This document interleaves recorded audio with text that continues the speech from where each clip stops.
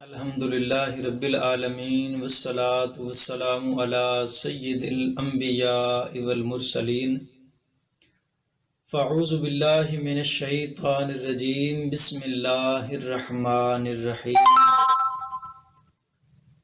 الحمدللہ رب العالمین صدق اللہ مولانا العظیم۔ اللہ رب ذوالجلال کا پاک کلام، اس کی پہلی سورت کی پہلی آیت مبارکہ کی تفسیر پیش خدمت ہے۔ قرآن پاک کی سورہ فاتحہ کی پہلی آیت مبارکہ ہے الحمدللہ رب العالمین۔ اس آیت مبارکہ کا جو ٹائٹل ہے وہ میں نے ترتیب دیا ہے کہ شکر کے ذریعے نعمتیں بڑھاؤ اور گناہ بخشواؤ۔ الحمد للہ رب العالمین۔ الحمد، الف اور لام جو پہلا ہے اس کا معنی ہے تمام، آگے ہے حمد مطلب تعریفات، الحمد تمام تر تعریفات، للہ لام کا مطلب ہے واسطے اللہ، معبود اللہ رب ذوالجلال، یعنی تمام تعریفیں اللہ معبود برحق کے لیے ہیں۔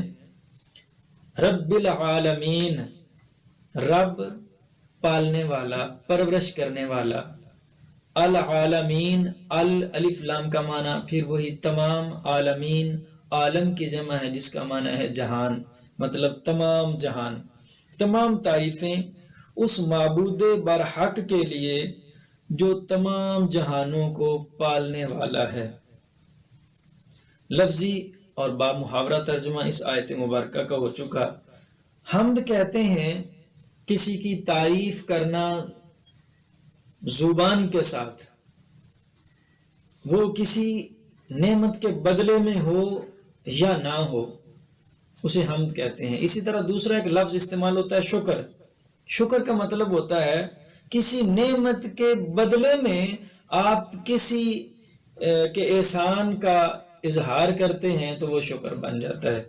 یعنی اللہ تعالیٰ کے لیے حمد بھی ہے اور شکر بھی ہے، جبکہ بندوں کے لیے شکر ہوتا ہے، کیونکہ بندے جب آپ پر کوئی احسان کریں گے تو اس کا آپ بدلہ چکائیں گے، اس کی تعریف کریں گے، اس کے بغیر نہیں کریں گے۔ اور اللہ رب ذوالجلال کے احسانات تو لا تعداد ہیں، ان کو تو ہم گن ہی نہیں سکتے، لیکن بظاہر آپ کو کوئی بات یاد آئے یا نہ آئے، بہر صورت جو حمد ہے وہ اللہ رب ذوالجلال کے لیے ہے۔ شکر سے متعلق سنن ابی داؤد شریف میں حدیث مبارکہ اور حدیث نمبر ہے 4811۔ نبی کریم صلی اللہ علیہ وآلہ وسلم کا فرمان ہے کہ جو بندوں کا شکر گزار نہیں وہ اللہ کا بھی شکر گزار نہیں ہوتا۔ تو بندوں کا شکر کرنا یہ بھی در حقیقت اللہ ہی کا شکر ادا کرنا ہے۔ یعنی کسی کاریگر نے اگر کوئی چیز بنائی تو آپ اس چیز کی تعریف کرتے ہیں، تو جس نے بنائی ہے اگر وہ پاس کھڑا ہو تو وہ خوش ہو جائے گا۔ آپ نہ بھی کہیں کہ یہ آپ کا کمال ہے، آپ کی کاریگری ہے، آپ کا یہ مہارت ہے، یہ نہ بھی کہیں، اس کی چیز کی تعریف کر دیں تو وہ بنانے والا خوش ہو جائے گا۔ ایسے ہی چونکہ ہر چیز کا مالک حقیقی اللہ ہے، تو کسی بھی نعمت پر آپ کسی بندے کا بھی شکر ادا کرتے ہیں تو وہ بھی در حقیقت اللہ ہی کا شکر کرتے ہیں۔ بلکہ اس میں اگر یہ انداز اپنایا جائے کہ اگر تم کسی پر احسان کرو تو اس کو چھپاؤ تاکہ اس کی عزت نفس محفوظ رہے، مجروح نہ ہو، اور تم پر کوئی احسان کرے تو اس کا تذکرہ کرو۔ یعنی تمہارے ساتھ اگر کسی نے حسن سلوک کیا ہے تو تم اس کا ذکر کرو، تذکرہ کرو، لوگوں کو بتاؤ، وہ بندہ بھی خوش ہو جائے گا، رب بھی خوش ہو جائے گا کہ جس نے اس پر احسان کیا ہے یہ احسان فراموش نہیں ہے، اس احسان کا تذکرہ کرتا ہے۔ اور تم اگر کسی پر کرو تو پھر اسے چھپاؤ تاکہ یہ ریاکاری نہ بن جائے اور اس کی عزت نفس بھی مجروح ہونے سے محفوظ رہے۔ اسی طرح ابن ماجہ میں حدیث مبارکہ ہے 1764 نمبر حدیث ہے۔ نبی کریم صلی اللہ علیہ وآلہ وسلم کا فرمان ہے، کا ترجمہ ہے کہ کھانا کھانے کے بعد شکر کرنے والے کی مثال ایسے ہی ہے جیسے صبر کے ساتھ روزہ نبھانے والے کی مثال۔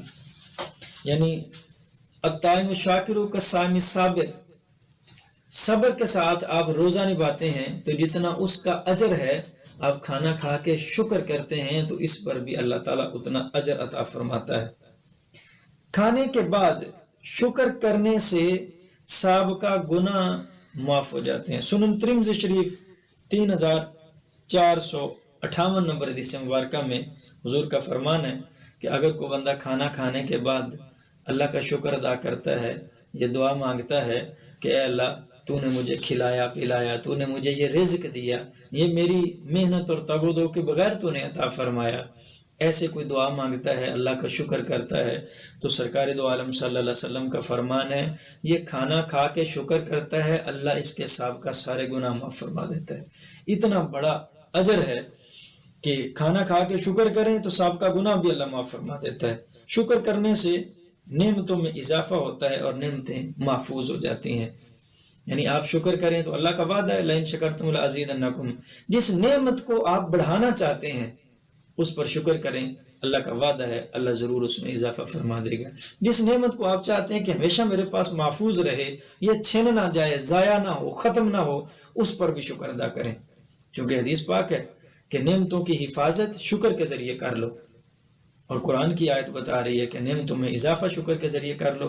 تو شکر کرو گے جس نعمت پر اللہ اس کو محفوظ بھی فرما دے گا تمہارے لیے، اس میں اضافے بھی فرما دے گا۔ یعنی رب چاہتا ہے کہ جو رب تمہیں دیتا جا رہا ہے کم از کم تم اس کا شکر تو ادا کرو۔ نبی کریم صلی اللہ علیہ وآلہ وسلم کا فرمان ہے، ترمذی شریف حدیث نمبر 1816، نبی کریم صلی اللہ علیہ وآلہ وسلم نے ارشاد فرمایا جو بندہ ہر لقمہ اور ہر پانی کے گھونٹ پر شکر ادا کرتا ہے اللہ کا، اللہ اس بندے سے راضی ہو جاتا ہے۔ کتنا آسان کام ہے کہ جب بھی کھائیں پئیں اللہ کا شکر ادا کریں، اللہ ان نعمتوں میں اضافے بھی عطا فرما دیتا ہے، روزہ داروں جیسا ثواب بھی عطا فرما دیتا ہے، بندے کے گناہ بھی بخش دیتا ہے، اور پھر اس بندے سے راضی بھی ہو جاتا ہے۔ اللہ تعالی ہمیں شکر کی توفیق عطا فرمائے۔ اسی طرح اگلا لفظ ہے یہ حمد کے بعد اللہ، للہ، تو اللہ کا معنی ہے جس کو سجدہ جائز ہے، جو معبود برحق ہے۔ اللہ تعالیٰ کے اسماء حسنہ میں حدیث پاک میں 99 ناموں کا ذکر بھی ہے، 1000 ناموں کا ذکر بھی ہے، بلکہ ہر اچھا نام اللہ کے لیے ہے۔ سورہ حشر کی آخری آیت میں یہ بھی حکم فرما دیا۔ تو جتنے بھی نام ہیں اللہ پاک کے، سب سے فضیلت والا نام لفظ اللہ ہے، باقی سارے صفاتی نام ہیں، یہ اللہ کا ذاتی نام ہے اللہ۔ تو یہ لفظ اللہ بولا جائے تو جو اس کی چاشنی ہے، اس کی لذت ہے، اس کا اجر ہے، اس کے ساتھ جو قرب ہے وہ کسی اور لفظ کے ساتھ نہیں ہو سکتا جو لفظ اللہ کے ساتھ ہے۔ وہ مالک کل ہے، جو کل کا مالک ہے، جو قادر اور قدیر ہے، حی اور قیوم ہے، رحمان اور رحیم ہے، جس کو عبادت سجتی ہے اس کو اللہ کہتے ہیں۔ پھر لفظ ہے رب، رب العالمین، رب، لفظ رب کا معنی ہے جو انتہائی شفیق، انتہائی مہربان ہو کر پرورش کرتا ہے۔ جیسے والدین، والدہ میں مہربانی اور شفقت ہوتی ہے، اس لیے تو وہ پرورش کر پاتی ہے۔